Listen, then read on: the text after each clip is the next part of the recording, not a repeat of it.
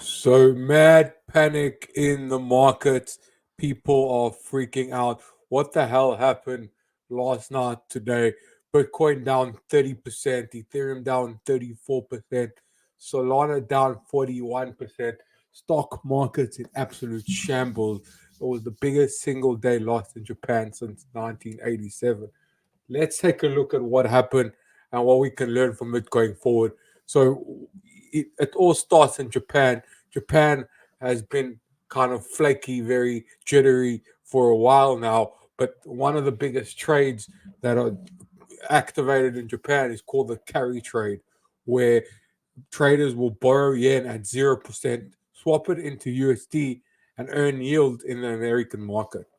The Bank of Japan just raised rates, which means the Japanese carry traders are getting screwed twice. On the one hand, the Japanese yen is stronger, which means they can exchange fewer yen for the dollars that they earned. On the other hand, they have an interest rate that they have to pay. Japan's market has obviously tumbled as a result, triggering the circuit breakers. And what else is new in the market? What else is contributing to this crash? Well, there's also a small issue of Iranian ballistics, whose ETA is today.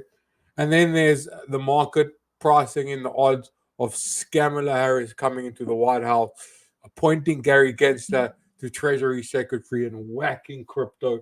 Obviously, Trump's victory seemed inevitable. He was there at the crypto convention in Nashville talking about how he wants to create a Bitcoin reserve. He was at the Bitcoin convention in Nashville, and now now it's a little more likely that Harris will win and bring an anti-crypto agenda to the White House. In an ideal world, and the models actually have her slightly up. Nate Silver's model has her slightly up, while Trump's odds on Polymarket are the lowest in a while. In an ideal world, Bitcoin would have acted like gold and gone up as a result of all this global risk. But clearly, the market still views Bitcoin as a risk on growth asset like tech stocks. However, we have crossed an intellectual Rubicon.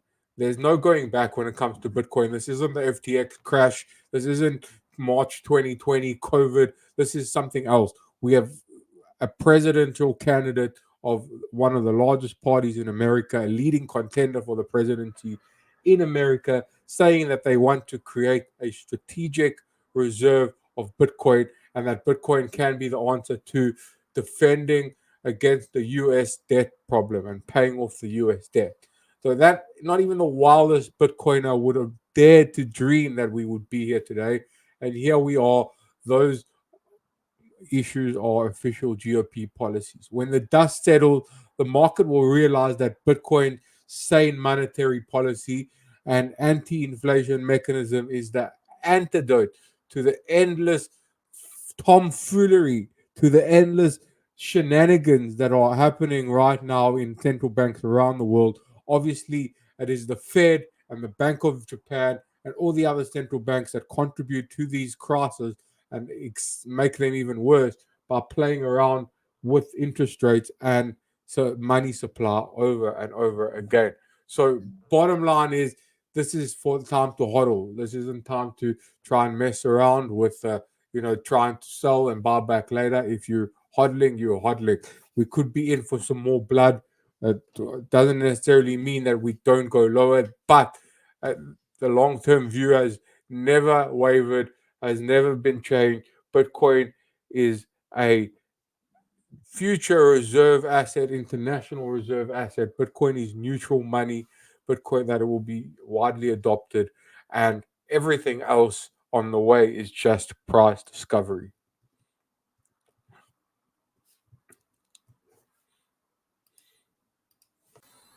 And finally, let's not forget the Federal Reserve. Everyone's waiting for them to see maybe they'll cut rates now. I don't think that will happen, but they will probably cut rates later on in the year, could be as early as September, and that will send the money supply flying again, which will obviously pump all risk assets.